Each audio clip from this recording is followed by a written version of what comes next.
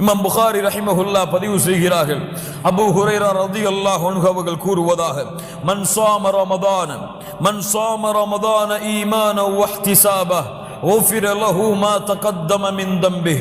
யார் இந்த ரமதானுடைய மாதத்திலே நோன்புகளை நோக்கிறார்களோ அவர்கள் முன் சென்ற பாவங்கள் அனைத்தும் மன்னிக்கப்படுகிறது.